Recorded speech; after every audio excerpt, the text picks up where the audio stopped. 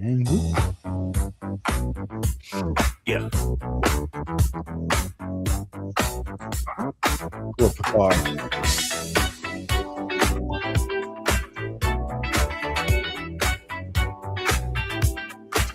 Well, I was stuck in 10 forward with the Vulcan delegation, the most boring celebration in the United Federation. The Klingons and the Romulans were trying to be polite.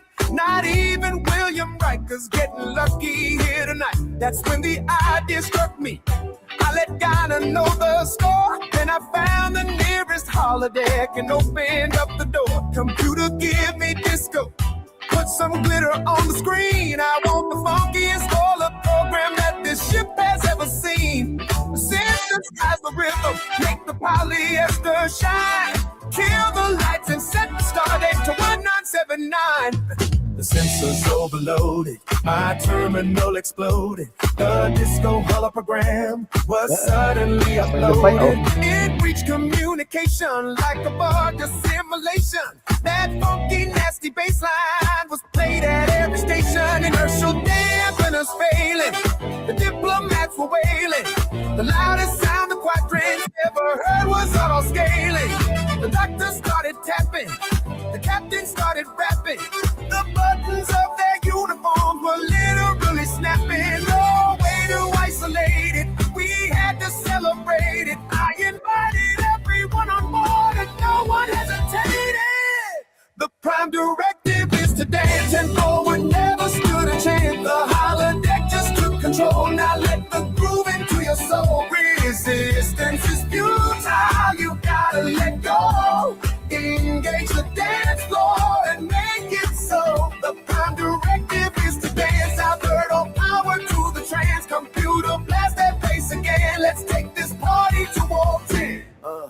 Now Scotty's in the DJ booth. He's remixing the sound. Cues rolling up a fat one. Don't believe me? Ask around. Uhura's cracked the frequency. Now the folks on all the comms. She's dropping subspace baseline beats like they were photon bombs. Data's doing the robot. Kurt just ripped off the shirt. Murphy's doing the hustle. So he ate all the dessert. The doctor's overriding all his ethical subroutines. Saw him popping hollow pills and snorting lines with the breed. Janeway spiked the coffee with some nebula delight. And I heard her threaten to kill whoever don't get down tonight. It's red alert on every deck. Got Tuvok pinching every neck. Ferengi women are turning tricks. The Borg just plugged into the mix. They're scanning us from deep in space. They wanna come to rock this place. Forget the rules and regulations. United Funk Federation. Prime directive is to dance, and forward never stood a chance. The holodeck just took control. Now let the groove into your soul. Resistance is futile. You gotta let go. Engage the dance floor and make it so. The prime directive is to dance. Avert all power to the trance. Computer, blast that bass again. Let's take this party to War 10. Calling the Enterprise. Beam me up. Calling Voyager. Beam me up. Deep Space Nine. Are you feeling fine? This is Deep Space Nine. We're feeling fine. Captain, the funk is reading off the scale. Dopamine levels at 100%. Inhibitions at 0. It is highly illogical. It is fascinating. Hit it! The prime directive is to dance, and forward never stood a chance. The holodeck just took control. Now let the groove into your soul. Resistance is futile. You gotta let go. Engage the dance floor and make it so. The prime directive is to dance. Divert all power to the trance. Computer, blast that bass again. Let's take this party to War 10. The prime directive is to dance. Set phases to funk. Oh, Brian, energize. Set phases to funk. Hailing frequencies open, Captain. Damn it, Jim. I'm a doctor, not the DJ. Live long and get down.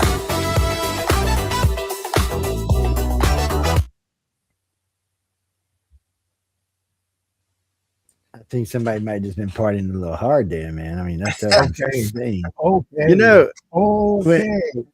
so when the Okay. very first time I ever played this, somebody said, "Well, how'd they get all the actors to get together?" And I had to laugh because half of them are dead anyway. I'm like, I said, like 4 or 5 of them are dead. So they I actually brought them back. Sure that's AI. Yeah. So, and man, whoever did it, I mean, there's a lot of, I mean, AI did all the work, but somebody did a lot of programming because there's a lot of subtleties and there's a lot of little stuff. Currently, right now, is the number third played thing on our network. I mean, we literally have over 100,000 hours of material, and that's the number 3 thing on the network. It's kind of disappointing, to be honest with you. And there's Carmen over there getting there. Todd, how you doing, man? Good. Everybody's treating you all good. What's up, man? Joe, please stop talking.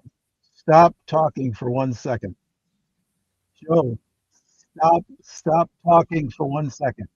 Joe, please. What are you stop doing, dude? talking for 1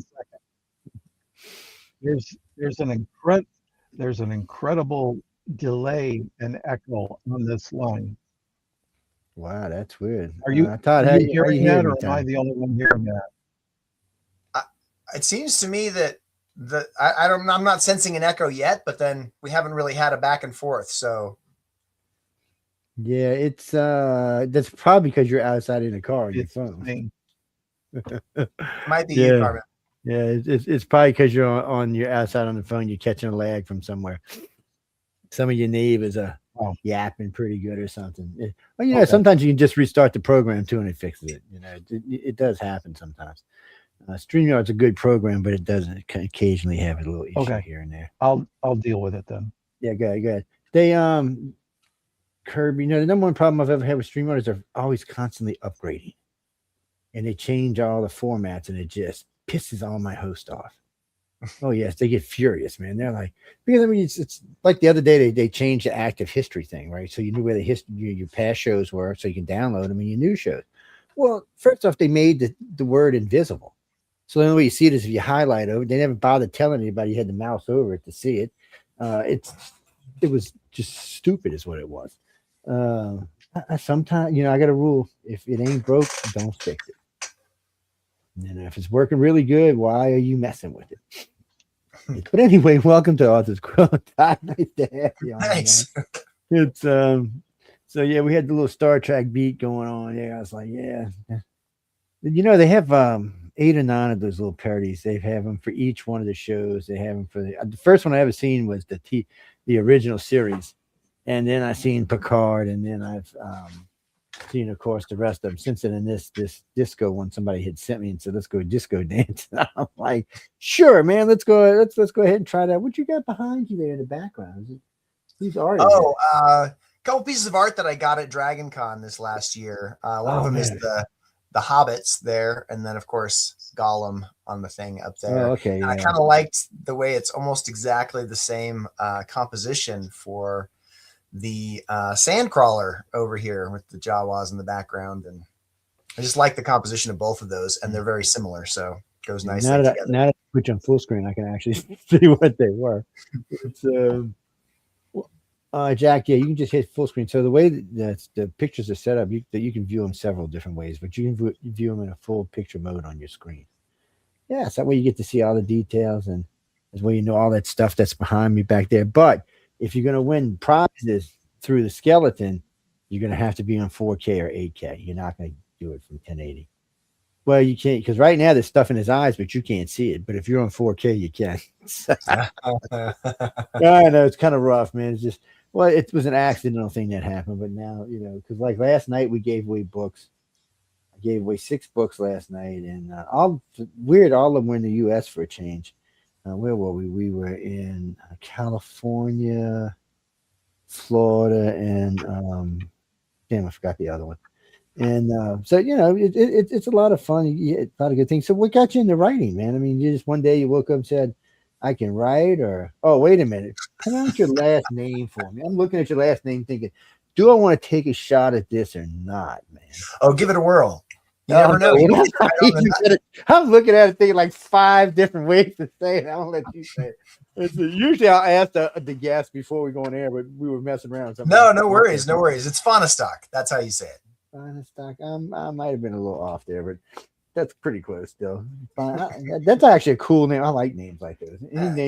Any name you have to think about saying, especially if it's someone's personal name, I like those kind of names. So anyway, get back to what we were talking about. What was it? I mean, say you're like 5 or 10 and you're writing stories on your walls and your dad's going, what is wrong with you, son? I mean, or was it later on? Like, I mean, because different people, like some people I know started messing around kind of young and then they stopped for whatever reason. And there's lots of different reasons. And then they came back later on. And some of them came back as like therapy. And then now they're all professional writers. But it is different. I'm always curious because I know with them damn illustrators, they like to paint their bedrooms and stuff. So yeah, so I actually my parents divorced when I was 14, and right about that time I started reading a lot of epic fantasy, probably because the trope really appealed to me, right? Yeah, like this notion that somebody with very little power could go on a journey, get the magic elixir or the magic sword, or become more powerful, and then finally be able to defeat the big bad at the very end. That's the epic fantasy trope. And for a kid, whose parents just divorced and who, didn't want them to have divorced, that was like the big bad for me. And so I loved the idea of being able to undo that, which is probably why the stories really appealed to me. So I just fell into that escapism really hard. And then when I was about 18 years old, as I'd gotten through that sort of, rocky moments, I realized that I didn't think there was anything cooler than those stories. And if I couldn't be a fantasy hero in real life, then maybe I could create them. That was sort of when it started. And so in an independent study class in my senior year of high school, my project was to write a novel, which I think I finished maybe a third of it, but I think that my professor or my teacher advisor didn't think I would even get like 2 or 3 chapters. And I had like, maybe 40,000 words, 30,000 words. So he was, I got an A in that particular class, and that started the journey. That was my first novel, and it was an absolutely inspired piece of garbage that would never see the light of day. But I thought it was fantastic. Like at the time, I thought it was like the best novel ever. So I wrote a second one, which was also garbage, but I thought it was fantastic. Step and repeat until about novel 12, when they actually started getting readable. Oh, you get practice makes perfect, my friend. I tell it to everybody. One of those things. I remember when I was in private school, because we had to do a classic a week. We had to do a book report on it. We had to read a classic a week and do a book report. This went on for like 4 years. Like, it drove me to drinking, man. And they would tell you, "Oh, this will make you really good writers." And no, I said, "This is going to make me hate writing anything." Is what this is going to do. But it was great. I mean, I would try, but I never was. And hanging out with these guys for the last about 7 years and 8 of these events, I've actually learned quite a lot. Now I've written 60, almost 70,000 words. You know what I did with it? It took me 4 years, by the way, to get to that. Right. When I only wrote when I was in LA with these guys, and usually like 2:00 in the morning. And I got about 7. And then one day I sat there and read it, and I went, "Oh, well, watch this big thing. Delete." I was like, Emily says, "Send it to me." I said, "I ain't sending it to nobody. Delete." It's like, I know my limitations in being an artist, or an author is just not. I can give you material all day. Matter of fact, I got enough material for 4 books right now, and some of them pretty damn scary. But I'm not the guy, even though I understand it better now. I'm just not the guy who does it. Somehow, y'all have just this gift, with magical power, whatever you want to call it. Denise, it's a gift. It's because you can sit down there and coherently come up with something that someone wants to read. It's I can't. There's too much. I want to make stuff up in the middle. I just think it doesn't work for me. Good. Yeah, I mean, I like the notion that it's a magical power, but like, people ask me, where do you get your ideas? Or, wow, you're so creative, and it doesn't seem that abnormal to me because I've been doing it for 40 years. It just seems like, I mean, don't get me wrong, it's not easy. At the best of times, it flows really well, but most of the time, you know, it's the hardest job I've ever had, and at the same time, it's the job I most want to do. Yeah. So it kind of falls under that. You know, do something that you love, and you'll never work a day in your life. You know, I mean, I spend so much effort and so much time and so much wrangling with these stories, but I can't think of anything I'd rather do. You know, I mean, it's just so compelling, and it pulls me into it time and time and time again. But the coming up with the ideas and the living in that world and writing it down does seem very normal to me. Like it seems weird to me that, you know, that someone would say, well, I can't write a novel. I'm like, sure you can. Of course you can. Like, I mean, yeah, it might take a while and it might be hard, but of course you can. Yeah, there's a lot of things I can do. Unfortunately, that's just. See, Joe, there's hope for you anyway. Well, there's not, but, you know, look, some things I know, you know, I've don't get me wrong, I've actually tried over years. I mean, I've taken their course 3 times at Writers of the Future, and I have access to every one of the judges at Writers of the Future for 8 years now. So that's what y'all get them for 1 week. I'm, you know, so it's a couple of weeks for me, and I've asked them a lot of, and I do. Don't get me wrong, I do actually understand. I could sit with a group of authors now and not sound like an idiot when I was talking to them. Okay, now that's because I understand what the jargon is and all the different things mean, but it still doesn't mean. I've even learned how to find filler, which has always been my bad spot. I could give you information all day long, but trying to get, like, I'm walking down the street and the sun is shining, the birds, I just for some reason it just doesn't work for me. It comes out of some kind of ignorant jibber jabber or something. I'm honest about it, you know. And I watch people do it. I mean, watch them write, you know, like 5 minutes of stuff that has really nothing to pertain with the story so much as it's just kind of setting you up as you're going into the story, or just filler in the middle of the story or something. But I don't know. It's not a gift for me, man. I'm glad to see any of y'all that can write, especially if you're writing in fantasy or sci-fi. This since COVID, and I don't know how this is for you, but I've talked to a lot of people. And since COVID, there just seems to be a lack of good anything. It's like we all watched everything, and now they can't catch up. The need is so big, they can't catch up. I mean, I haven't seen any real near now sci-fi in a couple of years. And I think the last good series I've seen was Expanse, or maybe Altered Carbon. And as far as books go, it hasn't been. But fortunately, I know these guys. So every now and then, somebody's writing one. They'll send me one of their books that they're working on, and I'll read it. I got to get it fixed. But and in fantasy, I mean, there seems to be more fantasy, but then it's fantasy. You can go in 500 different directions. Some of it I like, and some of them like, that's just stupid.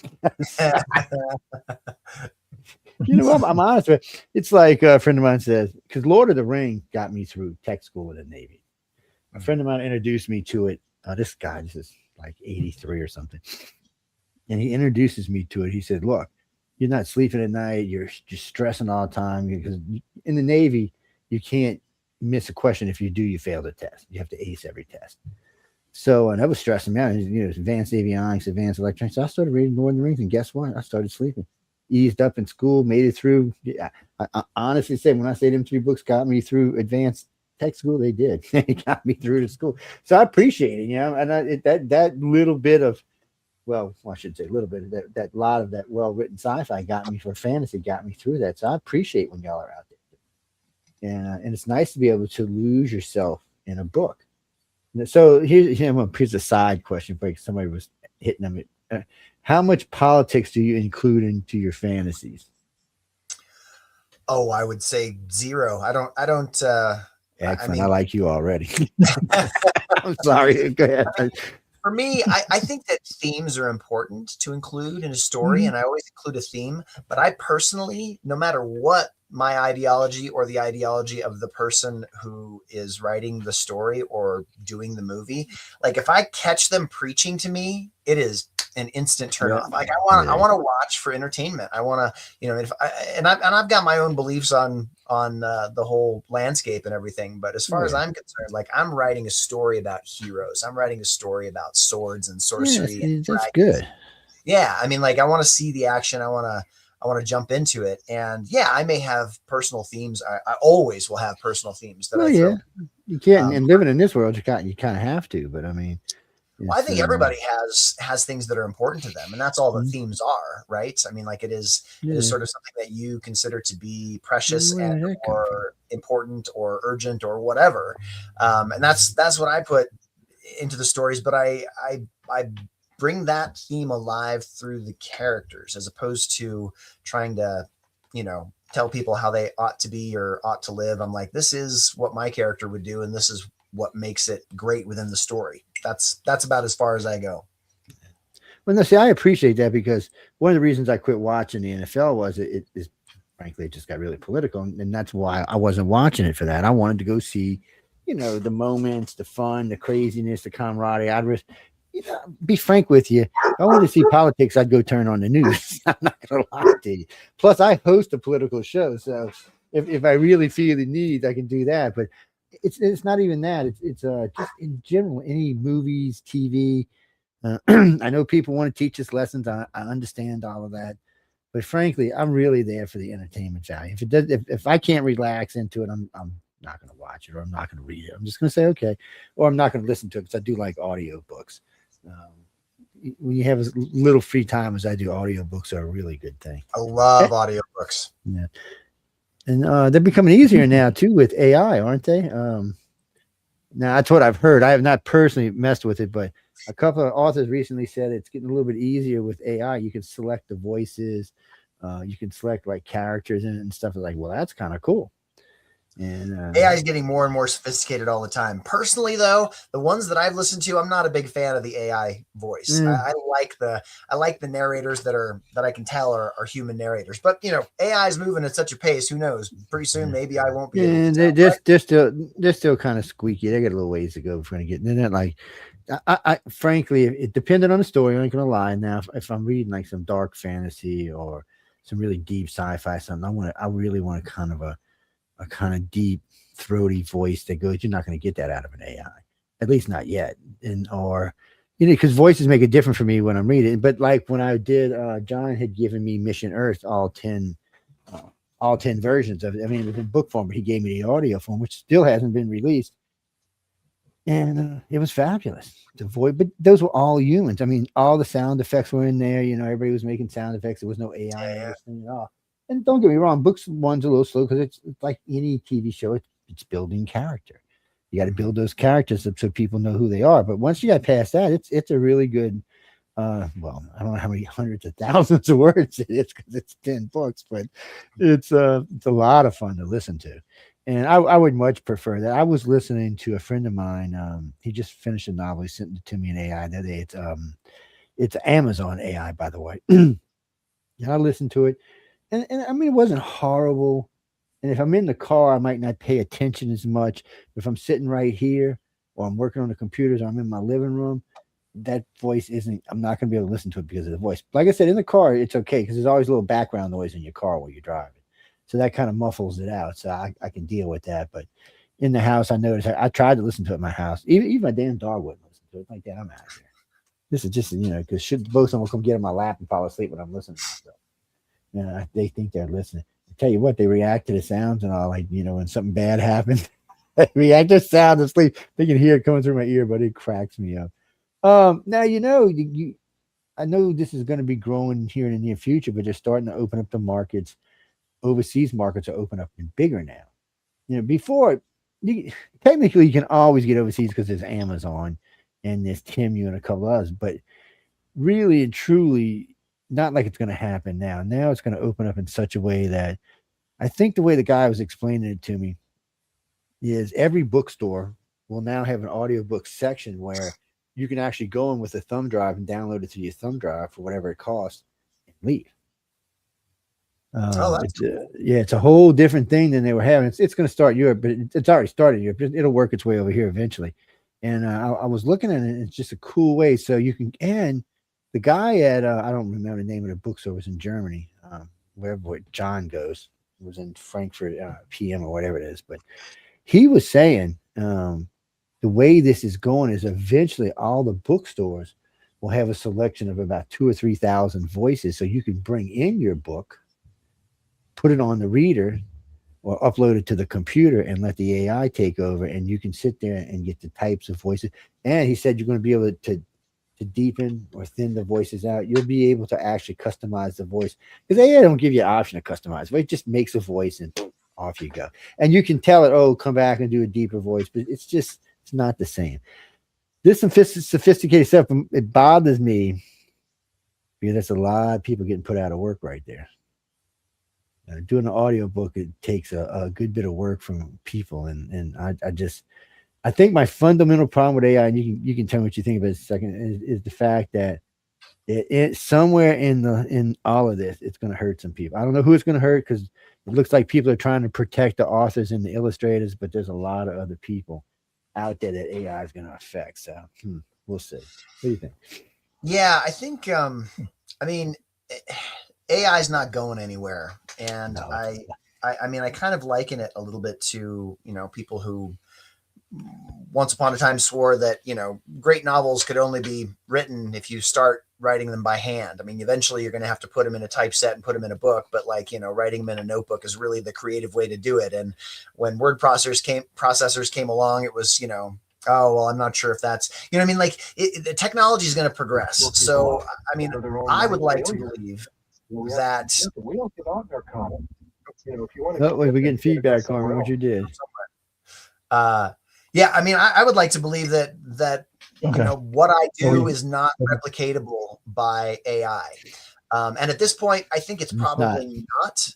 Not right now, it's not. But it might be coming, I mean, it's learning and growing and becoming more and more competent at such a rate that who can say? And I mean, I'm not like a huge AI hater, but at the same time, I don't pay a whole lot of attention to it yet. I don't use it myself. I mean, I think a couple of times I did like back cover copy with AI just to see kind of what it would do, but I do not use it in the interior of my book. Like that is all just me doing the work. So, I mean, I haven't started using it in that fashion yet, but I mean, and as far as AI audiobooks go, like I'm very happy to be excited about the human readers at this point, and not particularly excited about the AI readers that I have heard at this point, just because, I mean, humans have like listening to someone. Like I just spent a conference with Ray Porter, who did the audiobook for the Project Hail Mary by Andy Weir. Won the audio award, and now it's becoming a movie and all that stuff. And he's a great guy. I really enjoy hanging out with him, and listening to him do an audiobook is such an experience. Like where he'll put pauses, or where he'll decide to emphasize something with a lower voice or a higher voice or a different accent or whatever. It's just, I just find it so satisfyingly artistic that I can't imagine that I would ever choose an AI voice over somebody like him, No. So to me, that's, yeah, I can understand that. No, I can understand that. A couple of years back, they introduced me to Jim Mesclin, who does a lot of the sound effects and a lot of the voices for their books. And he's great. I mean, he's a great actor. He's a lot of fun. Matter of fact, his daughter and him did a skit last year. They do a old radio skit at the conference every year, and it's a lot of fun to listen to. It's old school radio kind of thing. But so with them, they gave me, where's it at? Battlefield Earth. It's this book you could kill somebody with. So quick. It's I have the audio version of it, and I have Mission Earth. So what we do, it's 44 hours, mind you, people. Okay, so before Christmas and New Year's, I actually play it in its entirety. I play Battlefield Earth in the mornings till the evening, about 8 hours, and then I play Mission Earth about 8 hours, and I play them all week, and so people can come and listen to them, and they do come and listen to them. I also play the original War of the Worlds. Not the remakes, the original War of the Worlds, the radio version, where you get all the bells and whistles, you get all the original advertisement, the whole thing. And when you listen to that one, you can understand why people were flipping out.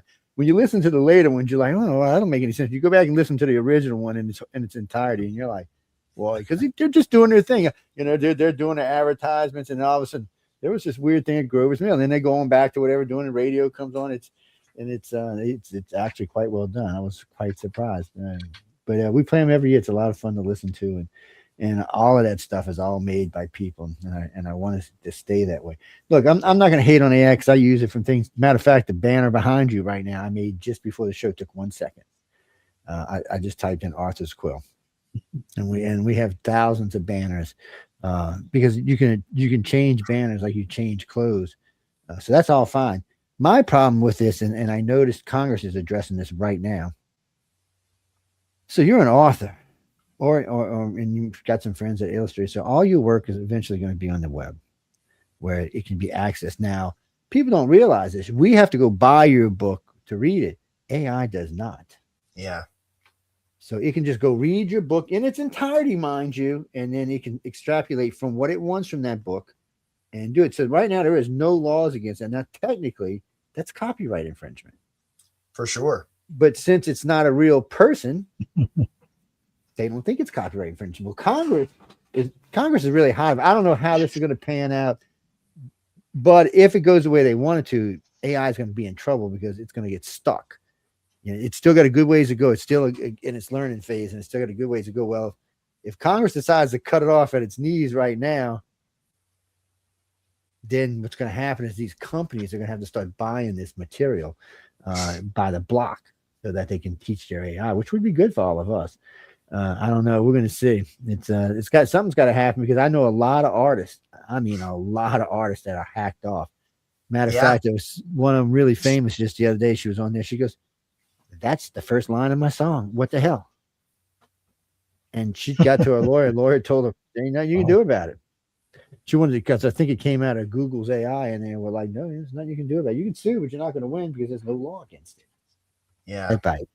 Yeah. So, for people like you, and see, for me, it's different because we're in the media industry. So we're automatic. Anything we publish is automatically copyrighted. And the way it's copyrighted is in such that AI actually cannot use the information out of the podcast.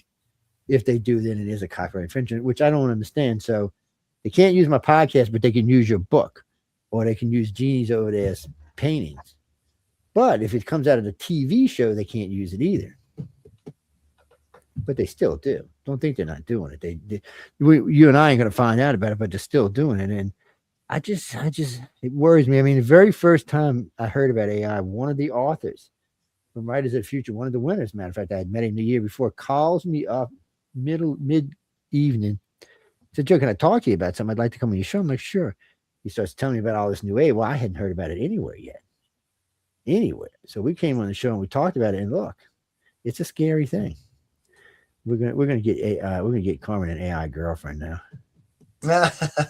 When Elon Musk is making him cute ones now, so now you just now you just. Matter of fact, what did that guy in Japan say? He said, "Within 5 years, you won't be able to tell the difference from real and not real." I'm thinking, I don't know about that. I'm just feeling like I would be. I would imagine in person. I mean, I do a lot of in-person sales, and I can tell you for sure, one thing that AI can't do is set up a booth at a Comic-Con and talk to fans one-on-one. I mean, and that's another thing I've been following. Oh, that's another one. So they had in England, they had a robot trying to write a book. That was pricelessly, just hilariously funny. And what the funny part was, about halfway through, it got frustrated and tore the book in half and went and sat in the corner. I'm like, and it's getting more realistic all the time. I'm thinking, so AI actually, I think I got a question. Doesn't that prove that it's real then? Right. That's what I'm saying. Well, look, the very first question Todd, I ever asked. Have you ever wanted to tear a book in half? Yes, that's why I said they're making them more realistic all the time. If you get to a point where you're frustrated and you want to throw in the trash can, that's happened to me several times. Yes, I mean, it's just this stuff is just weird. And I know both Elon Musk and I forgot the company in Japan want to make them robots realistic. They want you not to be able to tell the difference. They want to say, but look, AI gets it wrong. So quick lesson for everybody. I have Alexa in my house in the front, and I have Siri somewhere around here. And Alexa, the dumb bitch, gets stuff wrong about every third time I ask her. Something like today, I asked her. I said, "Tell me the weather for Henderson Point, Mississippi." She goes off. That's supposed to rain bad today, right? Never even mentions the rain. So I said, "Well, isn't it going to rain today?" "Oh, I messed up. I just told you about the fog. I should have told you." And wait, she admits when she messes up. So about every third thing I ask her, she screws up. So before she was AI, the bitch was accurate to a fault. Now all of a sudden she's, well, I don't want to say a dumb blonde because I don't want to insult blondes, but still, I mean, it's just ridiculous how messed up she is. I wonder So- what's up with that. I wonder if like it was more accurate before they started it on the AI engine. I wonder if that's just because there's more information coming in and they're not processing it as efficiently. I don't. That seems weird to me. It seems like it would be more accurate. Jordan Klein, he's one of my friends. He works over there. He goes, Joe, they're just trying to make it more human. I was like, well, humans get shit wrong. I said, they were humans. I said, the human man will get up there and tell you weather. Now, the weather might not be right because not everybody is a good forecaster. I said, but he's going to tell you, hey, we're going to have fog this morning. We're going to expect rain tonight, probably around 4 or 5 o'clock. I said, I know Alexa is actually reading probably from accurate weather or somewhere. I said, so how can she get it wrong? And he said, well, he said, it's like a kid, Joe, you're teaching. He said, every one of you people who are using AI are teaching it. I'm like, wait, I'm not getting paid for my teaching time? Whoa, wait a minute, buddy. What's this about? Right. But she does. I mean, and they're using us, all of us. Not just Alexa, not just your cell phones, your cars, everything now has a freaking talking computer in it. And Alexa, not only that, the bitch gets sassy and said, well, I told you. I said, but you told me wrong. Oh, well, and then she'll try to make an excuse for why she told me wrong. I'm thinking, oh my God, it's like talking to a 5-year-old. My wife gets it. She laughs her ass off. But I mean, it's, it scares me because I know this is where this is headed, and it just bothers me that it's this wrong. So maybe in 100 years, AI might grow up to be a cool thing. But remember, guys, first question ever asked to AI, how can you save the world? What was the answer? Get rid of the humans. Get rid of the what? Get rid of the humans. Get rid of the I think we've known that for a long time, though, right? Haven't we? So I wrote a question to Google and said, well, that was just a stupid question, wasn't it? Because that's not how you ask it. I said, now ask it, how do you save the world? No, how do you save humans and the world together? And then they sent me this thing. This thing was like 100 paragraphs long. It was like jibber jabber. Matter of fact, most books I've seen come out of AI, you might see some good stuff in the front. You might even see some really good stuff at the end, but all the middle is jibber jabber. It's unreadable. It's not even coherent. I mean, it's just like words. It's like listening to Kamala Harris, actually. It's a word salad. What's Jack? I didn't like Kamala.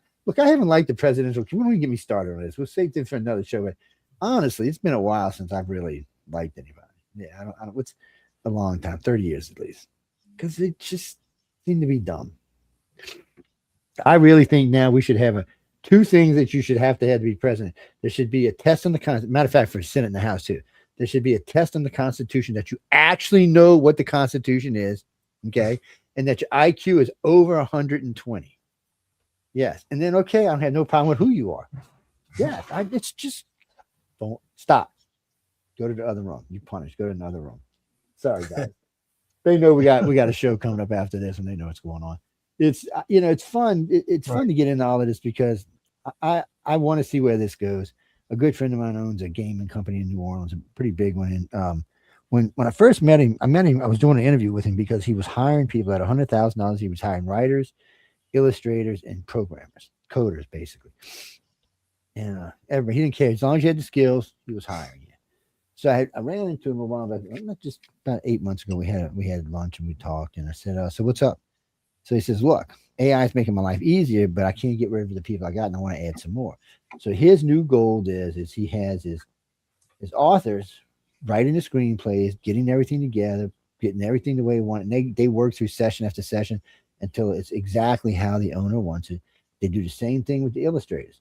And then each illustrator, each author is partially in charge of making sure part of the AI is taking that part of the story, replicating it correctly. So what happens is for him is instead of taking 3.5 years to develop a game, he's doing them in a year, which means it was enough that he could afford to give all of his people a $25,000 a year raise. Everybody. That's cool. And he's not getting rid of people. He's hiring people. He said this way. He said people took it the wrong way. I got my people, and I can add more people in. And instead of producing one game every 3 years, I can produce 2 or 3 games a year now. He said it's just a whole different thing. I was like, well, that's just great for you. You're already rich as can be. Much more money you need. AI is going to have a purpose, John. It's just what its final purpose is going to be. Is going to be driving us around in our cars. I like to drive my car. I don't know about these two guys, but I like to drive my car. Yes, I drive pretty good. Well, too. I'm in Los Angeles. So you see plenty of Waymo cars out here. So yeah, busting there's the no flames. shortage of them. And I haven't gotten in one yet, but You know, they I have plenty of friends who have taken them, and they're actually seem fairly reasonable too. So Well, What's a so Waymo there you go. car? There's AI and driving. What's that? Is that an AI driven car? What's a Waymo car? I'm not sure what that's that what it is. is. Self-driven. Yeah, Waymo is self-driven. Yeah, Gotcha. there is no driver. They And come they and can do pick you that up like in the like city. It'll, Lyft or Uber Yeah. So it started. Where in the was it city. originally? Yeah, Yeah, in it the city. started in Phoenix. Man, when I went to go see John and them in Phoenix last February, they were everywhere. I mean, it was like every third car was one. And then because the year before last when I was in LA, there wasn't any, but now they got them in LA. So, but there's only like 4 cities they're using them in right now, and it's of course it's going to expand. Just like the other day they were talking. So they've got automated trucks on the 18 wheelers on the road, but they have to mark them so people know that's what they are. Now, eventually that'll go away, but right now they have to mark them so you know what they are. Oh man, look, that's taking jobs away, people. Is it going to be like we're going to That's all right. just get a salary for being alive and we don't have to do nothing else? This is not going to work for me. Look, I'm not a good sit at home kind of I don't know person, about man. that. So you artists can write. Mhm. I'll be going crazy, man. Carmen can go sit at home either. I can tell you now. It's, I know John and Emily won't be So able. They'll go anyway, crazy. Joe, He left. we've we've talked about AI here, but we have a real author here. So maybe Yes, we we've been should talking about ask the him author. some questions about this. So, but one of the things I had a chance to talk to him briefly before the show started, and I uh, gave him the title of Renaissance Man after reading his biography, and he's had quite a variety of endeavors and careers or jobs, and I was curious myself, does that play into your writing when you're writing fantasy?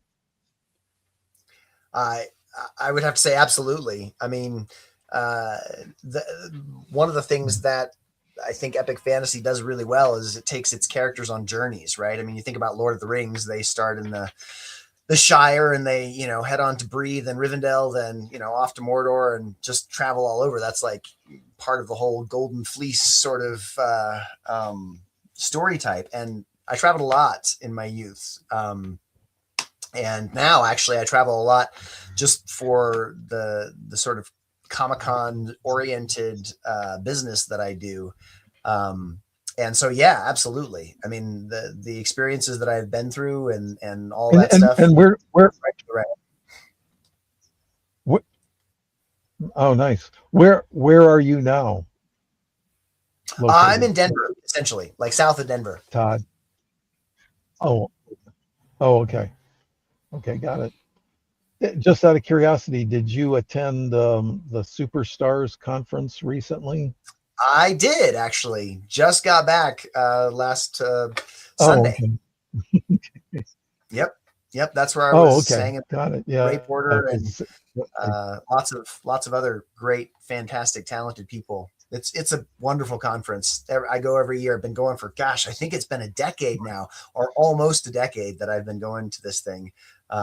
Yeah, I do a couple of workshops on in-person sales. That's one of my strong suits as far as an indie author platform goes. So they bring me in to teach about how to set up a booth, how to make it presentable, how to pitch your books to people going by, and that's a lot of what I do in the marketing and sales side. oh, cool.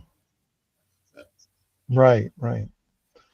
Well, that's interesting because yeah, there was a lot of people that well, of course, the Writers of the Future people were there. You probably may have Yep, seen John John Goodwin Goodwin. and Emily Yep, Goodwin. and Emily. Yep. Okay, good. Okay, good, good. Yeah, that was one of the how I got in touch with you in the first place was Oh yeah, John, I I believe, remember. met you at one of these conferences, and then he Well, did John an was one of the interview first with ones you, to and interview then us. he goes, Yeah, he was one of the first ones to interview us when we did the Eldros Legacy, which is actually my top selling series at this point. Khyven the Unkillable, Laurel of the Dark, Ren the Traveler, Slater and the Dragon, and Bane of Giants. It's a 5-book series that actually started in conjunction with 4 other authors. And everybody had their own continent. And then we would write our story on our continent. And then at a certain point, we hope to link them together. But some people are faster writers than others. And so that the linking together hasn't quite happened yet. But the story for my characters is all complete at this point. Yeah, it's true. Some people write faster than others. That's so true. at some point there's something that comes out and it's where this is all linked together then? Correct. The idea was that we catch were going to each do, the idea was we were each going to do like a 5-book series. And then in the 6th book, we were going to kind of integrate at least parts of our fantasy heroes together, kind of like the Avengers did with the various Marvel movies. That was the idea. So when the others get up to 5 books, that's hopefully that will then take place. Wow. That's an interesting concept there. So you cool way get of all doing the it. readers from all of the other authors. And, Yep. It's really fun when somebody comes by my booth at an event and they say, yeah, I got this cool Eldros book. And they've got, because the logo is the same on all, like the top logo is the same on all of the books, right? Even though there are different storylines.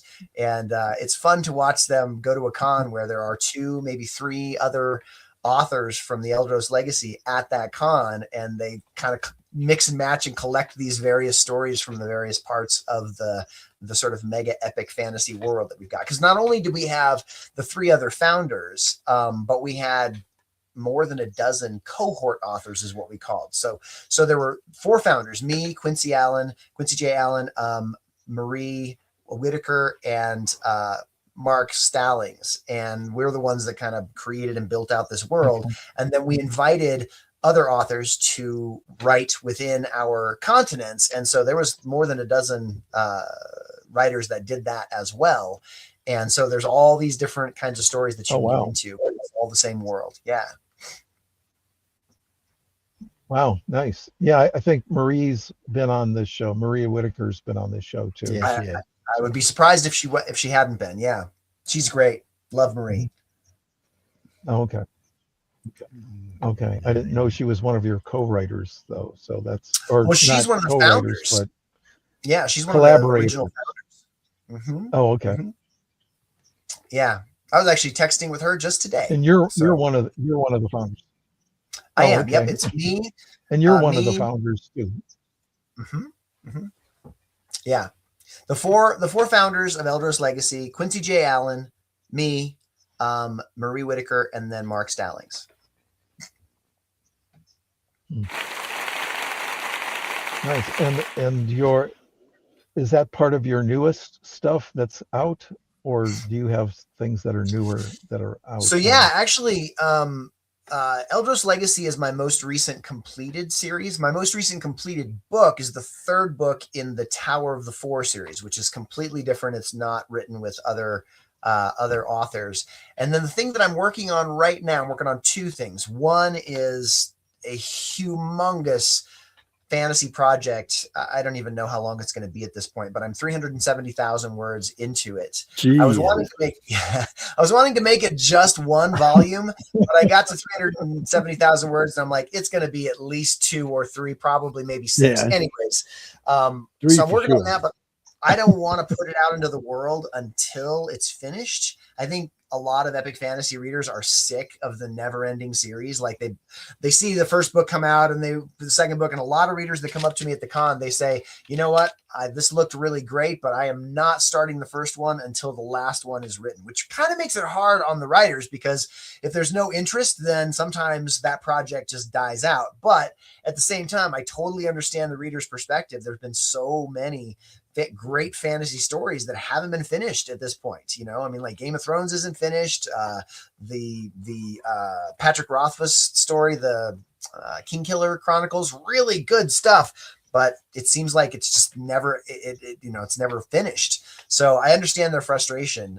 So what I wanted to do was finish the whole story and then publish it. I may do a Kickstarter on that, just to kind of get the whole thing out all at once. You know, Wow. that's probably part of that society Nice. now. Yeah, You guys are.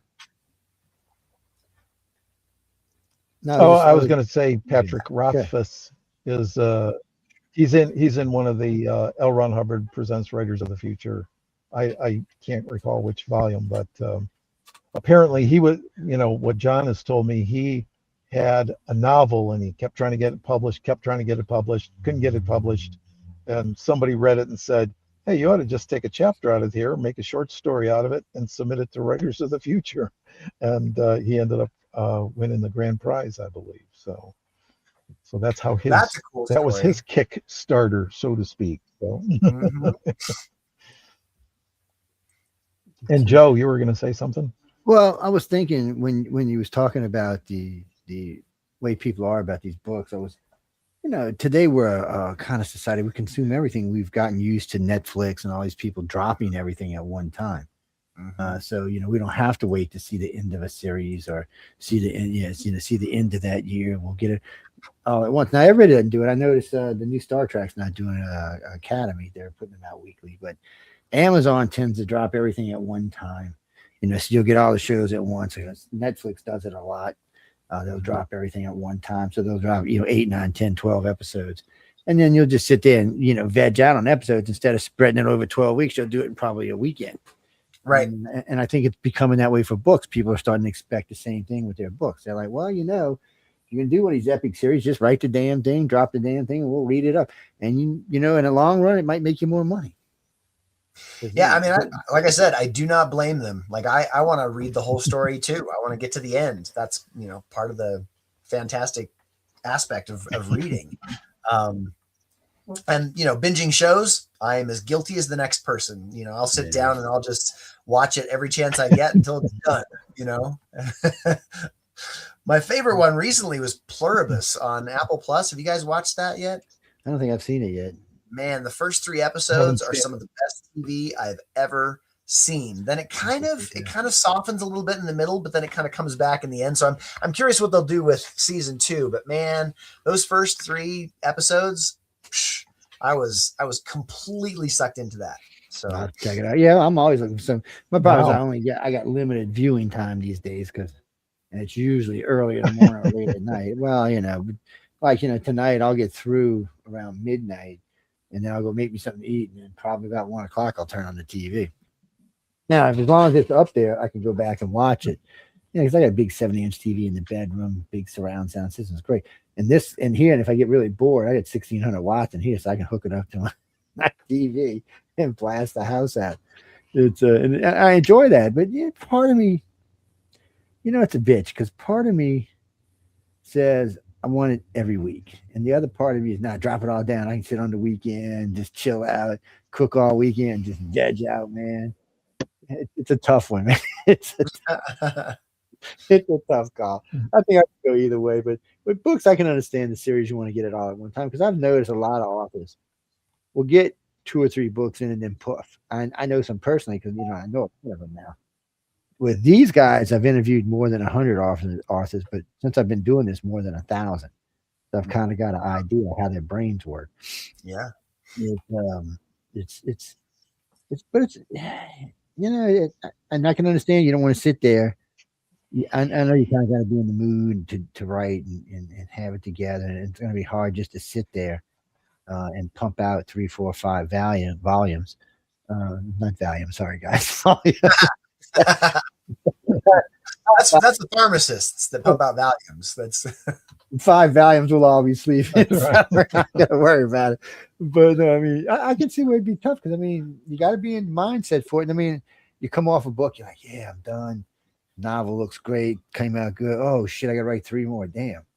You get the second one, oh good, and then it gets a little harder as it goes. I know, and that's the thing. If you can't put them out on sale, then you're not getting the incentive to keep writing. That makes it double hard, because a book sells, starts selling. You're like, well, yeah, it's motivation to do it, and I think the reader don't understand that because hey, you got to eat, you got to pay your bills. Right. It does make it tricky when you're, I mean, like that whole notion of completing a very long series before you release it. You're not making money on books 1, 2, 3, and 4 if it's a 6-book series and you haven't put them out yet, right? I mean, they're just sitting there They're doing just nothing. sitting there. And then you got to be careful because the mood of the country, well, not just the country anymore, but the mood of the planet swings a lot. You might be finishing a novel at that time that might be perfect to release at that time because of the mindset of people. A year down the line, 18 months down the line, new president, new politics, and people got in a whole different mood. They're looking at the world different. It makes it hard sometimes, And what's that, Jack? What do you mean? What are you talking about? Benny says sells where better. You're gonna have to send me some data on that, my friend. I have never looked at political parties who no, they all buy books, but it's who reads what. I have never really looked at. I will now that you ask me, but I've never looked into that. I have no idea. Republicans like this or Democrats. If it's a Bible, we'll give it to the Republicans. How's that? I don't know. It's something that would be worth looking into. I'll get one of the guys over. I own APC. I'll get one of the guys over at the American Polling Company to look into it and see what comes out. But I really don't know. Any of y'all got an idea? I mean, I've never paid that much attention. Everybody I know reads. And I know liberals, conservatives, centralists, libertarians. All across the spectrum. Yep. Yeah, they all seem to like to read. Every single demographic for sure. Well, Jack, I'm involved in a few things to help reading because I live in Louisiana and Mississippi, which are 2 states that have gotten better, but are still, I don't want to say what I was going to say, but let's just say they have a long ways to go to really get in their whole population reading. No, they want to, but sometimes they just don't have access to things. No, I give away a lot of books just because of that. I want people to read it. These trilogies are great for that because it's not just one story. I mean, these anthologies are great for that because it's not just one story. You can hand them a book and say, "Here, get your imagination working again." Helps keep them off drugs. You'd be surprised. But literacy is a big thing in the South because for a long time, Mississippi was like 1/3 of the population couldn't read. So I mean that's ridiculous in the modern era. That should never be like that. So it's time to change it. Now Mississippi got all kind of casino money. It moved from 50th in education to 26th, like in no time at all. Everything it's gone up and doubled. And give it another 5 years, it'll be in the top 10. They've already said that. So I was like, it's amazing to watch, though. It really is. Look, everybody should want to read. Everybody should want to read. And look, if you can't read, get the audiobook. I'm gonna be frank with you people. I'd rather my kids listening to audiobooks than watching TV until they're a little bit older. I love audiobooks. Yeah. Teaching to read, teaching to you could listen. probably learn to you could probably learn to read from the audiobooks, right? You just follow along. Yeah, they usually they'll send you like a lot of the audiobooks will send you like a paper pamphlet of the book. Not just not always though, guys. You have to look and see. What's that? I haven't seen it. I guess I just sent him a train. Yeah, train at your house, Carmen. What are you doing over there, man? Let me hit the guest again. No, not me. That's no trains around here. You were mentioning reading a book and listening to the audiobook at the same time. And I was like, there's a term for that because there are people who do that. It's immersive reading is what they call it. And I had to go jot that down real quick and see it because I had heard it before. But it's like a thing. It's like you listen to the audiobook and read the book at the same time. So you're right. I think if kids are wanting to learn to read like that wonderful immersive activity of listening to the audiobook and then looking at the words, that's got to help, right? I mean, like that's sort of reading 101, right? Right. Yeah, exactly. That would be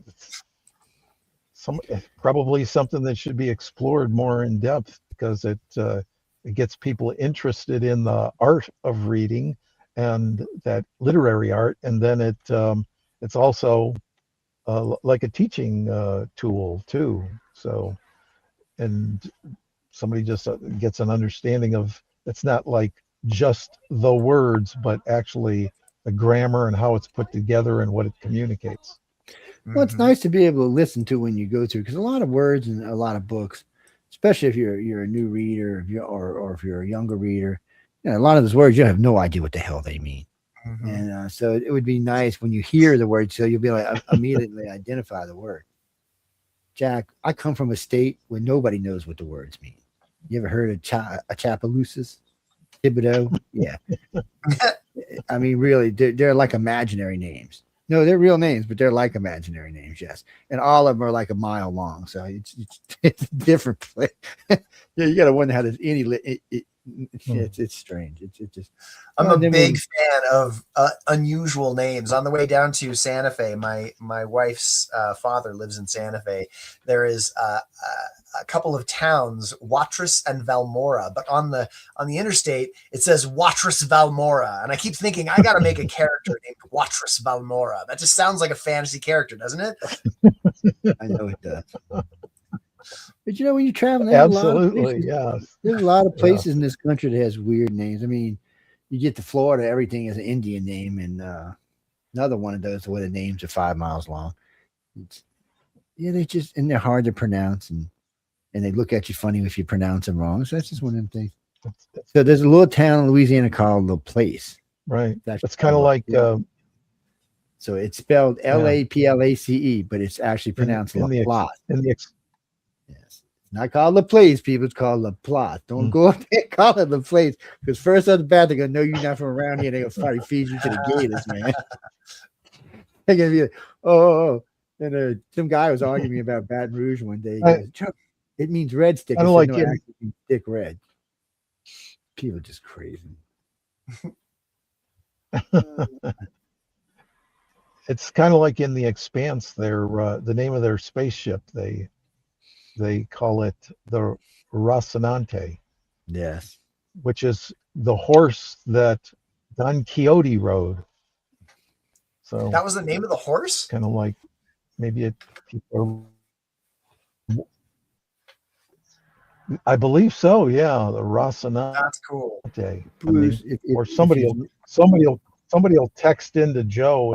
And if it's wrong, don't trust me. Somebody will be like, "What the hell, you idiot!" I can hear him now. No, Bruce, if you've never seen Expanse, it's 6 seasons. Season I better one be right about this. Yeah. Season 1 is good. Season 2 is good. Season 3 is really good. Season 4 is boring. Season 5 is a little better, and season 6 is good. My favorite character in the whole thing's the old lady. Oh yeah, she's my favorite by far. She's a real famous actress. I can't think of her name right now. She's Indian. She's the one with a really unusual voice, like that sort of almost. Yeah. Then she always wears these really fancy outfits.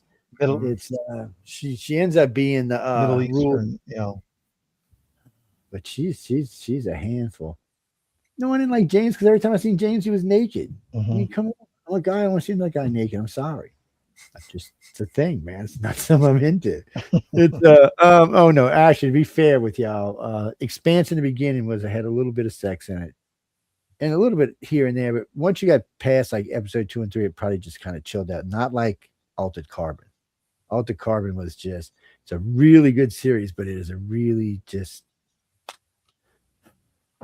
they don't like to wear clothes in that series, is all I can say.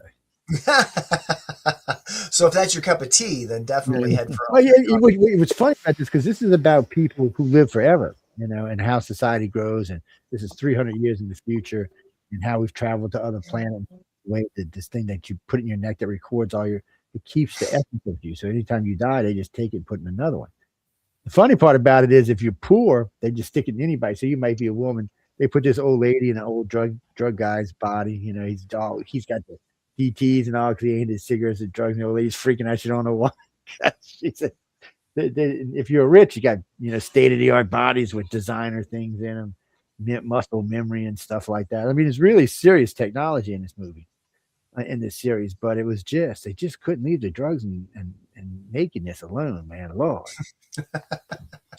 And I'm not again. I'm an adult, so it doesn't really bother me. But still, I always warn people, because a friend of mine sat on the watch. It was a kid one day. He comes and said, "Joe, you could have warned me." I said, "I apologize." I said, "I didn't do a watch it with your kid, man. It's not a kid watching movie." I said, "Maybe if he's 17, man." But it's a good. It's hard because anyway, Captain America's in it. Joe, I have an update. Oh, what happened with the guest? Rocinante is the weak and skinny horse of Don Quixote. Yeah, so you got it. Yeah, you knew it right. He checked it out. It's James. No, we have a guest too, but I haven't seen him. No, we sent him a couple of times, so no telling what's going on. They might a lot of times when guest is a no-show, it's usually a time zone thing. Yes, because we're in. I'm in Central Time. Carmen's out there in West Coast time. Where you at, Todd? What zone you? Mountain. Well, he's in Mountain Time, so he's in between time. Yeah. Arizona don't change times, my friends. They just don't do it. Arizona refuses to change times. They give you the finger. That's all they do. Yeah. Jen. Was it Michael? Jen's on Eastern time. She's supposed to be coming in soon. And so be sure and say hi to her for me. I actually well, you might see it. Oh, okay. She should have already been here about 20 minutes ago. You might be on together. Frank, I gotta step out for a second and then I'll be right back. Go ahead, check it. And that's cool. Frank says, and I'll be Todd, right back. you got a website? All right, we got you covered, Colin. Yeah, Frank was asking if you got a website, Todd. I guess okay. Yeah, so I'll put it in the comments. Is that where I should put it? Yeah, put it in the comments. Because if you put it there, it goes to all of our Outview, all the YouTubes and X's and Facebook and all that stuff. Yeah, we got it set up so all the chat rooms are tied together. Now I should be able to. Okay, so it's Todd Fahnestock. So it's toddfahnestock.com. It's my name, no spaces.com. But maybe it didn't post. Oh, wait, hold on. Let me go to comment and see. No, I didn't see that. It should post. You're in the regular comments, not in the private? Yeah, I went to regular. It says this comment has failed to post to UFO gods and AMP. Semicolon extraterrestrials. Not sure what. So maybe it posted to the rest. That don't make any sense. The rest, but not that one. Okay. Okay. But anyways, I mean, like, my name's on the screen there, so just take. You know what? Look, do me a favor and just put it in the private one, and I'll pull it out and put it in. Okay. I don't know why it's giving you trouble because I'm looking at the top of the screen. Everything seems to be on. So we're on so many servers. It's almost. Matter of fact, we just added 10 new ones the other day, but we're on over 200 outbound servers. It's insane. And some of these people I've had deals with for going over 20 years. The Hong Kong servers with Pioneer Radio, I've had, well, I own Pioneer now, but it's the guy who gave it to me. Well, he'd been there 25 years. Matter of fact, it was so funny. I had a lady write to me a couple of days ago, but she's coming down from New Orleans, her and her family. And she sent me a little text message. Can we come by and see you and your family? She said, we listen to you. The whole bunch of us listen to y'all all the time. She said, well, I only actually listen to you because you're the real asshole. But I'm sorry, ladies. I don't usually curse in the show. Authors Quill and UFO on the Cover are both PG-13. But the chat and News on the Flip Side are R-rated. So sometimes it may even get a little X in there. Well, I posted it in the private chat for you, so it's there now. I tried again in the common chat, but it didn't, or the comments chat, but it didn't do it. Yeah, I see it post right up in private. I wonder what's up with their comment. Right, let's go back. Let's see, grab it out of there, hit copy, dun, dun, dun. Comments, dun, dun, dun. Bam. Come on, yeah, there it goes. Okay. Yeah, I don't know why. So I don't know, sometimes these things give you trouble, sometimes they don't. I don't know why. And recently, StreamYard decided to do a complete remodel. Everything. Man, I'm telling you, when I stand at the beginning of the show, my hosts are mad. They're hot. You learn everything, and then now everything's in different places. It works differently. And I understand let's get better. But this ain't actually getting better. This was just making things look different. It didn't really give you any more. That's one of the things that I despise about updates. Oftentimes, the thing update, it's like update your phone, update your operating system, and I update it, and nothing is really better or easier for me. And some of the things that I knew how to do, now I don't know how to do. Yes, I know. I hate that. Yeah, that bugs me. It's just the most irritating thing when they do that. I actually wrote to them a couple times. I said, stop fixing things that ain't broke. I said, I've talked to 100 members of y'all's today, and all of them are pissed. I said, why don't you try doing this from now on? I said, since we have a network on here, not just one show, why don't you let us know when you're going to do updates ahead of time? I said, because the other day I deleted a bunch of crap, which we could have just moved to somewhere else. And they're all like, oh, we sorry. And I mean, I appreciate it. I want them to get better and everything to work good, but I don't want to mess with my in the meanwhile. It's Bruce, what do you mean? How do you become an author? I don't understand the question. No, I'm gonna let Todd field this because I'm not Write an author. every day. There you go. Find the time to write. One of my favorite quotes is, "The muse will find you, but she has to find you working." So, sit in the chair, even if you're not inspired, and write one sentence. Whenever I'm not inspired to write, the thing that I do is I tell my wife, I'm going to go write one sentence. And sometimes, though only about 10% of the time, I actually write only one sentence. Most of the time, I'll start writing that one sentence and then another one will occur to me, and I'll be in there for half an hour. I'll write like 500 words. That's how I get myself back into the story. So yeah, you want to be a writer? Write every day. Every day. Do something. Yeah. You can do it. That's what Nick, a friend of mine, Nick Redfern, he's well, in the beginning, I think he was a ufology writer. Now he just writes. So he goes in, he's got an office at his house. He goes in at 9 in, brings a cup of coffee when he goes writing. He takes a lunch break, comes back. He's a 9 to 5 writer 5 days a week. He's got 174 books to his credit. Yeah, I'm like, Jesus, dude, calm down. I mean, and it would be one thing. I mean, because none of it's like really fantasy or science fiction. It's kind of like a cross between fiction and facts. Because a lot of the stuff he's doing on, he'll write like a book on Bigfoot, any facts he can find on Bigfoot. Well, what facts are there than Bigfoot? We don't even know a damn thing exists. Well, he'll write about UFOs or ghosts or demons, and then he'll go write about. He stays away from politics, and I tell this. One of the lectures I give when I'm at Writers of the Future, one of the first things I tell people is, don't give your politics out. And like, well, I said, just stay out of it. I said, I don't care how passionate you are. If you decide to take a side, you just lost half your audience. The country is too polarized right now to take a side. In the old days, you could have took a side and people would have still bought your story. I said, a perfect example. J.K. Rowling's she put out the first 3 movies, big smashes. Everybody loved it. She came out, got in the middle of politics. Her last 6 ones came out were flops. I mean, even I said, come on, guys, The Hobbit was a flop. How can that be a flop? And then the new series was a flop, which I like the new series with the strange animals.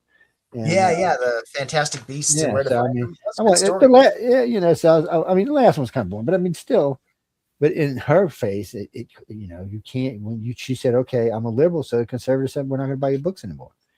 And since conservatives for kids, they buy more kids' books, that was a dumb thing. But it doesn't matter because I mean, half the planet is conservative. You just said, well, you know what? We don't want your money. Oh no, you mean Taylor? She learned that lesson too. She came out, and for Kamala Harris, her next conference was half as much money.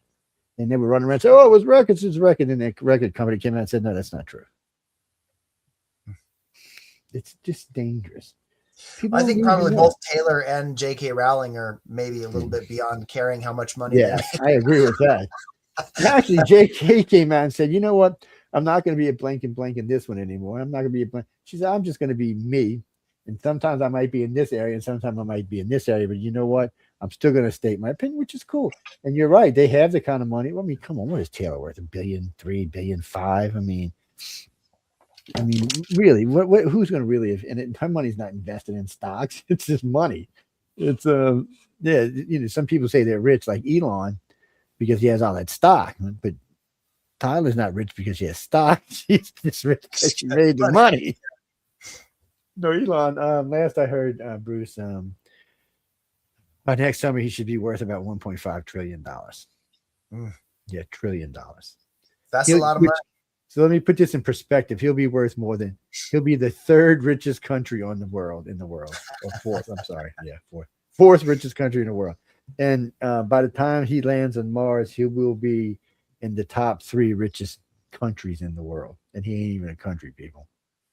It's a lot of countries' budgets aren't even 1.5 trillion. Yeah, so and that's just, wait a minute, that's just from Tesla. We're not even talking about SpaceX. Once SpaceX lands on Mars, it's over with. He'll be worth trillions. And whoever gets to that, there's a asteroid out there that is worth more money than the whole world over 100 million times. one asteroid. What's on the asteroid? It's several things, several different things. It's got several different metals that weren't supposed to be in an asteroid, because they always told us that the asteroid belt was a planet that didn't form. But some of these metals they found can only be found inside of a planet that formed. So now NASA's like, well, we're not exactly sure what happened here. I'm like, yeah, okay. Well, I like NASA, but they boo-boo a lot. It's one of those things. Well, John, first thing I learned about science, because I have a bachelor's in science, is science is wrong more than it's right. But when it's right, it's right. It's just, it's not always right. And sometimes it thinks it's right, and it's not. Like when they used to use leeches to cure you from stuff. Right, exactly. That was science back in the day, people. That's kind of the core of the scientific method, right? You do things until you learn something that's more accurate, and then you build on that, and you keep. Oh, I guarantee in 100 years they're going to see they use chemo to treat. Didn't they know chemo killed people? Right. Yeah. So I mean, it's unfortunate how it. I know I'm a big science geek, but but also a big science. Well, no. To be frank with you, probably science and sci-fi and fantasy is probably what got me into science. If I had to be honest about it, watching Star Trek and watching those fantasy, you're not the only one. dragon movies and stuff, it's what got me into it. And I'll tell you what, I did an interview with some astronauts not too long ago, and every one of them I asked, I said, "How did you get? What brought you in this?" But said like Buck Rogers from 1920 and stuff, 1930. I mean, some of this stuff, I'm like, wow, have you really watched it? Yeah, like, dude, it's amazing how many of them. And well, the guy who invented the laser said he invented it from watching Buck Rogers. And then I've wished into several medical companies now talk about. So we've got a new. Well, we've had these beds out for a while, these hospital beds that can weigh you and take your blood pressure and temperature and all that. Now they even get more sophisticated than that. And then they also got a little robot that rolls into the room and sets up like a camera and monitors you while you're in there for people who are, dangerous of dying or something. It's getting a little crazy, but yes, this is all Star Trek stuff. It's right out of science fiction. Well, I mean, come on. Flip phones came straight from Star Trek. You can't tell me that. Captain Kirk, my friend. Yeah, exactly. That age of flip phones was straight out of Star Trek. Which is fantastic. And now we all have personal communicators. Like we don't even think about it anymore. Yeah. Well, actually, Jimmy, your camera and your communicator is the least thing your phone does now. Phones are way more sophisticated. Most people don't even call these phones anymore. They got a new name for that. Z-Geners are call them computers. That's what they're calling baby computers. They're not even calling phones anymore. It's like everything you do on your computer, you can now do on your phone. I mean, the two I got sitting next to me, one's a 16 core, one's an 8 core. I mean, these are phones, and they got as much power as some of the computers. I mean, the studio runs on 36 core computers, 336 and 224s. And granted, they're running 128 megs of RAM, which is more than the phone's going to run. But still, these little phones can keep out. I can. If I'm in the field, because this one's got a 120 megapixel camera on it. If I'm in the field, I can actually set this one up to broadcast in live. I can hook it up to the StreamYard system and use it as a camera, mic, the whole 9 yards. It's amazing, people. It's freaking amazing is what it is. And the software now is so interchangeable. It's I don't know what to tell you, but we don't need to change phones every 3 years, people. I mean, every year. I'm sorry. I do because I destroy them, but an average phone, you shouldn't have to change your phone by about once every 2 years. And if we stop changing, whatchamacallit, what are we, 5G right now? So if we stop changing that, you won't have to get a new phone that often. Everybody had to update because we did away with 3G. So we got 4G and 5G and 5G Lite, LTE actually. And they just call it Lite. Yes. And last I heard, we were all going to die when 5G came out. It was going to microwave our brains and kill us all and melt us down. And you conspiracy people can be really freaky sometimes. I'm just saying. Go read some books. Todd said he got some books for you. Come read. Go buy some books from Todd. Read them. It's wintertime. People's cold outside. Most not here. It's 74 degrees outside here. But go get you a book. Some of these books he was talking, the titles he was talking about earlier sound pretty interesting. You'll buy a book, sit down, read it, enjoy it, and then pass that book on to a friend and buy another one. Indeed. Unless you like me, you just like hoarding them. So no, Michael, that is true. I had 4,800 books before Katrina, all signed books too, all from authors that had been signed. And Katrina came along, and I got lucky. I didn't get water in my house in Katrina. I got about this much, and the books didn't get wet. Well, the humidity was so high, the books swole up and busted the cases and fell on the floor. Mm. So I lost about. I had about 1,000 books left after that, and we probably accumulated 1,000. But we actually had a Linden library and stuff. And we would dig into it. Matter of fact, there's communities in the South, all over the South, and in Florida and places, you'll see them. You'll drive through a neighborhood and they'll have these looks like little houses out in front of the houses on a stick. It's a little library. They usually have 8, 10 books in it. You know, people swapping books out. That's all over there, especially in the artiste communities. They love that stuff. Because like myself, we all know that the South needs to learn to read better, so we're all pushing literacy. Well, it's not like it was 20 years ago, but it's still got a ways to go. It's about 8%, I think.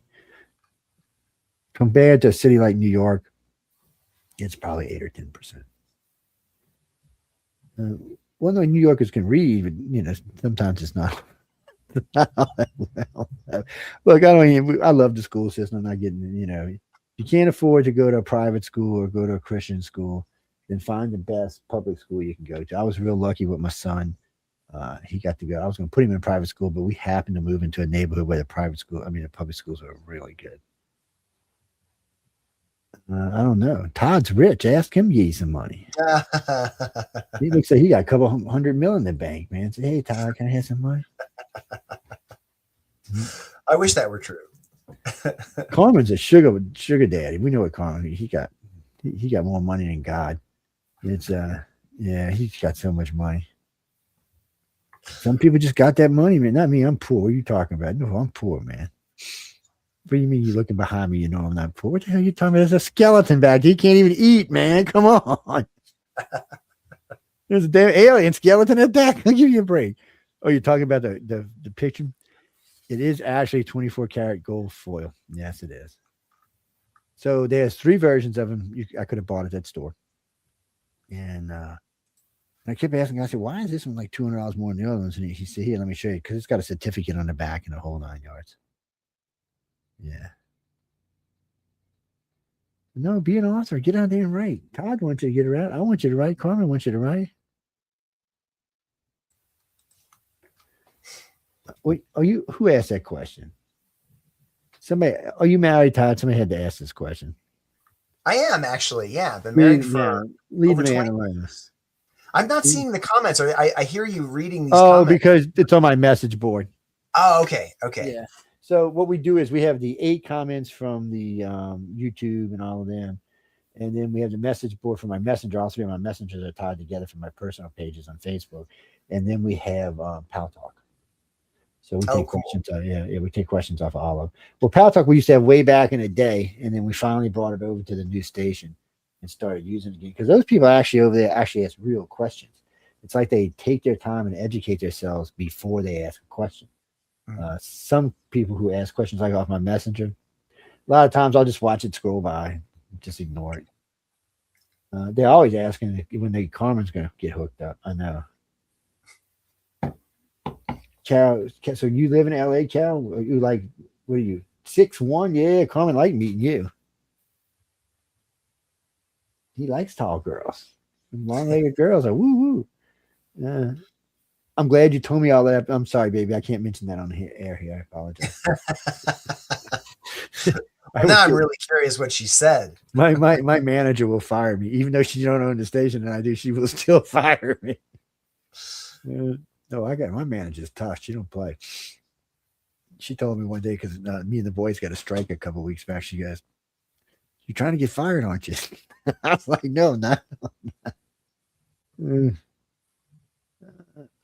I wish I could write. I mean, Todd sounds like he just does it. I mean, it just sounds comfortable to him, and it's part of his life. And Samantha said, "How many jobs do you have?" Where did that question come from? So me, how many jobs do I have? Yeah, how many? Yeah, I could just. So I've had a lot of jobs over the course of my life, but right now I'm a full-time writer. Essentially, I write my stories, then I go out to Comic-Cons and meet fans and sell books and sign books and do panels and that sort of thing. So it's pretty much at this point my ideal life. I just love doing it, and yeah, and I've got a Patreon now. If you guys are interested in seeing kind of behind the scenes, I just started in December putting up chapters before I'm going to publish them, so it's part of this story that I'm working on right now for people who want to see kind of ahead of time. That the downside is, or at least it could be an upside for some people, like there may be things that change. So if you jump on the Patreon, it's like $4 a month to be part of the Patreon, and you get all the chapters as I'm writing them, as they come out. But the catch is that if I decide something needs to alter about the story, those chapters may actually get deleted. They may get removed. So it's kind of a cool behind the scenes opportunity where you can kind of see as I'm creating the story, and then you can kind of see how I shape it as I go along. Sometimes I'll add chapters in the beginning and, kind of push the chapters that are at the beginning towards the middle. And sometimes I'll just remove things altogether or add to it. So it's kind of fun. If you're interested in seeing behind the scenes, it's really cool. If you're the type that's like, nope, once I read the story, I want it to be the story, then wait for it to come out later in the year. Yeah. I cannot pronounce your name. I know you're from Qatar, but I can't. Well, I would have said Muhammad, something or another, but that's definitely not what it is. But anyway, we got a lot of listeners in the Middle East. Yeah, we do actually have quite a few. Actually, we had more in Iran until Trump started bombing them. I don't know what to tell y'all on that one. It's what about it? So what you want to do is you want to go over to writersofthefuture.com, and there's a course you can take there. It's a writer's course. Now I've taken it 3 times, but my problem is the course is a good course, but at the end of the course they want you to write a story. I'm like, that's where the rubber meets the road. Right? The video, yeah, it's true. The videos over there are great. They got like Orson Scott Card and Tim Powers, and all these guys got big movies too. Well, Tim Powers wrote A Stranger Tide, which is the basis of the Caribbean movies. And then, of course, Scott Card wrote, it went right out of my head. The Ender's Game. Yeah. Yes. And I always love talking to Scott about Ender's Game. He gets so mad about this movie. He is so fun to talk to about Ender's Game. That is my favorite book of all time is Ender's Game. I love no kidding. Wow. And he loves the book. He just don't like the movie. He's I'm with him. Tell him I'm with him. I didn't like the movie either.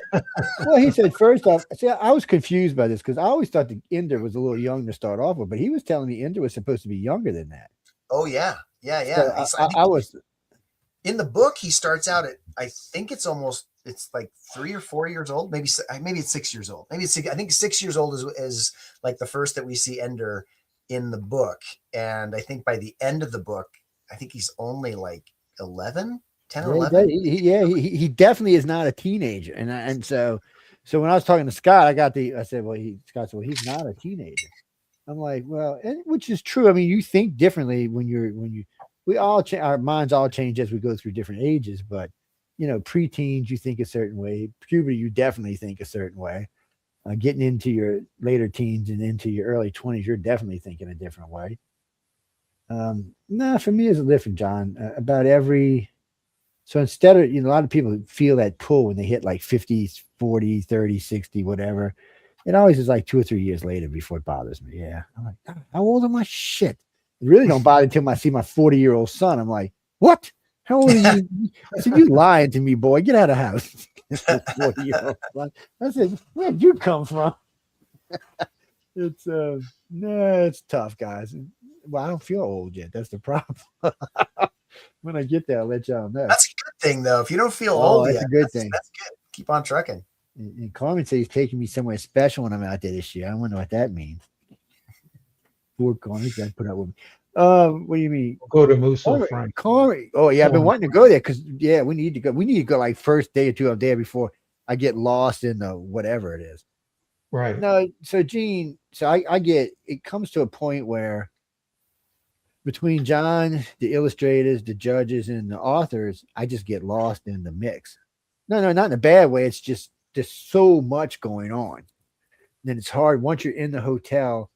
it's hard to leave because you know you want to catch it with this and you catch it with that one. And then there's BarCon or LobbyCon, and we all want to talk. We get down there. You mean videotape? I don't videotape except on the day of the gala downstairs. You mean at the bar? No, there's no video going on. There may be some people taking pictures, but there's no video going on because that's just people are relaxed, having a cocktail. We don't. That's just not right. Well, yeah, there's video of the red carpet. There's video it's all that. There's video of the awards event. There's lots of that. So the entire awards. Oh yeah, we so you got the awards event from y'all on your server. We have the awards event as well. We carried it, and then there's lots of stuff like walking through the crowd at the gala. I was a couple of years. I was with Larry old guy. What no, not Larry Elmore, but he's really old guy. Larry Niven. Yeah, Larry Niven. Thank you. And so one year, the first year. Todd, you'd have loved this. First year they introduced me to this guy, like was like, "Get away from me, man! You got the plague." You didn't want me nowhere around him. Second year, he's kind of like, "And who are you?" So the third year, Jody just walks up, loops my arm on, and says, "You're in charge of him for the next couple." I'm like, "Wait, what? Whoa, wait a minute!" And we actually started talking. We started talking quite a bit, and then the next 2 years, I've actually got to do some serious sitting down and talking to him. And I noticed with him. Once you really get him engaged, he wants to talk. I mean, he wants to talk. He's got a lot of stuff in his head he wants to get out, which is great for me because then I can just sit there and not do nothing. And what's that, Frank? Anybody, we got to win, doofus. You know, I told y'all before, you either got to donate $1 million or you got to win. That's the only way you can get invited to the game. I've never heard about the $1 million thing. Yeah, I told John 2 years ago. One time we'll get us $1 million here so we can retire. I'm gonna have to duck out here in a second. No, go on. No, we appreciate you hanging out with us, Todd, as long as you did. Of course. Do me a favor. Anytime you get like links or websites, send them over. I'll post them here and I'll post them over on the website. Yeah, the Patreon link that I mentioned before, where I'm kind of doing this behind the scenes chapter stuff. I put that in the private because I can't see. Oh, did you? Okay, yeah. I'm glad you said that. So if you wanted to share that, that's great. Because once I put them in the outbound links, they're there forever. Oh, cool. They don't go away. Matter of fact, these archives are there forever. So you'll be dead, and your grandkids will be going, "Hey, that's one grandpa's links, man." It's I mean, I'm serious. The way this is set up. Before I let you go, the way this is set up is this station should outlive me by at least 50, 80 years. And we have so many places we tuck archives at, especially audio archives. They'll be there forever. Matter of fact, Google took 15,000 from us to keep them forever. They were going to take them all, and then all of a sudden Google changed their mind. I guess they started doing this open source, and then they realized how many podcasts there were. They were like, never mind. But anyway, you go and enjoy yourself, and I appreciate you hanging out with us today. Yeah, thanks for having me on the show. I appreciate it. This was a lot of fun, as always. Yeah, so we always have a good time. So let me put this link up, make sure it gets out so I know where it's at. Yay, there we go. There it goes. Okay. Yeah, that way I know where they are when I go looking for them. I just come to the archive and get them out of there like that. Guys and girls, well, we're gonna let Todd go. There is something weird going on with that one. I'll have to go check on that. That's just weird. Facebook can be ignorant sometimes. But anyway, guys and girls, we're gonna let Todd get out here. He's got to go take care of the boss lady. I don't want to get him hurt or nothing, you know. I appreciate that. You know, these ladies today are tough, man. So. I got another obligation coming up in 11 minutes, so I figured. Oh, get out of here, man! You should already been going. You should have told me to get out of here. Go. Joe, Carmen, thank you for having me, and say hi to Jen. Like I said, I just spent some time with her at Superstars less than a week ago. I'll do that. I was hoping to get you both on at the same time, but is she here yet? No, we ain't seen her. No, she hasn't she got the link messed up. Yeah, we only got like 11 minutes. Not even that. We got sent her a text and sent her a couple of emails. So yeah, so did I. I sent her the link about 4 times. Miriam, you can. I put both of Todd's links on the Facebook pages and on the YouTube pages, so you can find it. They're also on the Rumble pages as well, so you can go get them over there. Yeah, it just publishes when we publish it, so you just go over there. Okay, take it easy, guys. Go buy some books, people. Go buy some books. I guess we're not gonna get to see Jen today. People are sorry about that, guys and girls, and sometimes things happen. Not often, but every now and then something goes boo-boo. John is with his wife, being nice so she don't hurt him. It's Valentine's Day, people. He's doing stuff. Happy Merry Valentine's. What? No, I know it. What do you mean? I know his wife. Yeah, she's a friend of mine. Who, Emily? Emily's a friend of mine. No, I love Emily. She knows it. I hug her every time I get a chance to, even though she's like this tall. Look, they got a picture of with a gun. I can't show y'all because John might hurt me. But next time I see Emily, I'm gonna ask her if I can post it. No, she's got this big machine. Because as big as she is, people. I mean, it's crazy. No, I don't bring her guns. I bring her swords and knives and stuff. Yeah. She's really sweet. She's good people. Matter of fact, like Carmen and John and a whole bunch of them over there are all really good people. I haven't met anybody I don't like yet, which is weird. Usually I don't like anybody, so that's what I'm saying. It's weird. Yeah, John says he has panels all afternoon. No, I didn't doubt that. He must be at some conference. I don't know which one he's at. What's that, Frank? No, he was somewhere on my Facebook page. He made a post the other day about what he was doing the next couple of weeks. Yeah, it's up there. Or just go to Writers of the Future. You can find that there. The Writers of the Future Facebook page. Yeah, he posts there as well too. Yeah. I don't know why you following him. He got a wife. She ain't gonna let you know where around it. You crazy. What is with all you people looking for wives and husbands today? What the hell? There's ain't a date. I'll start a date and say $15.99 just to join. Yeah. Oh, John's at Life, the Universe, and Everything Symposium. Oh yeah, I remember he told me that. My brain don't keep information anymore. Randy, on this show, why you got a book? Well, how can you come on if you don't have a book? Are you an illustrator? Well, you can't come on here. It's just I'm sorry. We got other shows you can come on, just not this one. It's not that kind of stuff. Conspiracies. I would probably point you to Angel Rocker on Mondays. Yeah. You can ask us on the Saturday. You can ask us on the Friday or the Saturday show, the news on the flip side or the chat, but it depends what we're talking about. Well, Friday's harder because we're usually on topic on Friday. Saturday chat, we don't have a topic, so.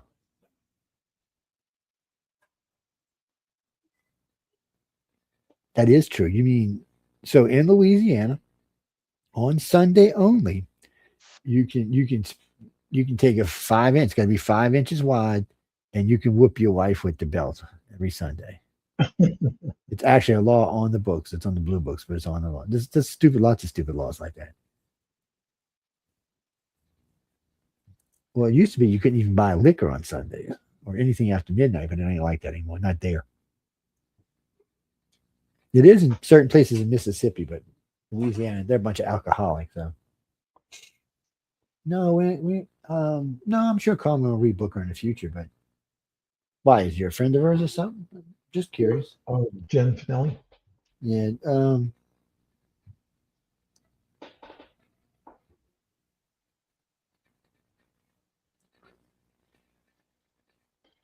You're talking. Okay. You're talking about New York. No, that's what's his name's place up there.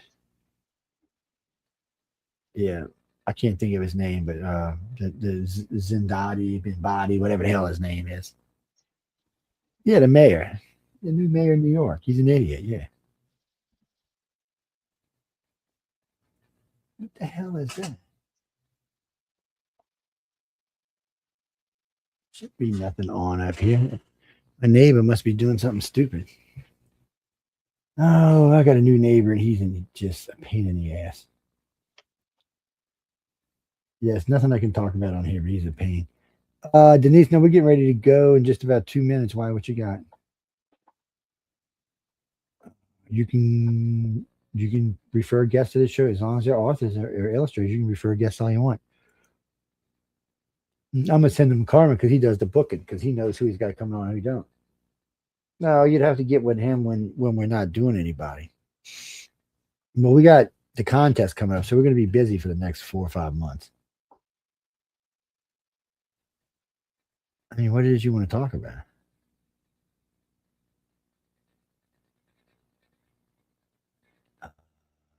Nope. That would be considered politics. You'd have to do it on Friday or Saturday on the chat. Yeah, sorry. Nah, we just don't do politics on here. We just don't. I'm not saying we don't talk about politics. I talk about it for 4 hours on Friday night. We just don't do it here. And we'll probably bring it up on the next show a couple times. Well, actually, the chat today is about scary stories, scary paranormal and ufology stories, stuff like that. Yes. And that's what the show listing tonight's about. So the chat has a theme to it sometimes. Sometimes it's well, I did that because I don't want to talk about who all night. It's I'm getting. I mean, there's so much coming out of them emails and stuff, and it's James, we might talk about Epstein the last hour. We might. It's just I sent Jay 15 links this morning, 15 videos this morning. Yeah. Yeah. So we'll see. I don't know. We'll talk about it. But I know the first hour is definitely going to be scary stories.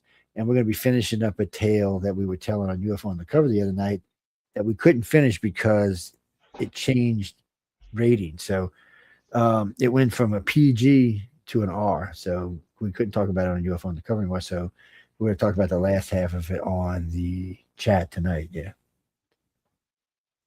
It's the way it works.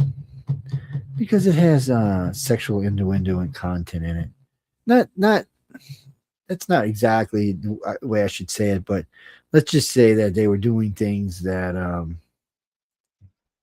you just wouldn't want done to you in the first place, and you don't want to be talking about it on air in a PG environment. Mainly because there might be kids listening. But we're gonna get out of here because I'm hungry. Okay.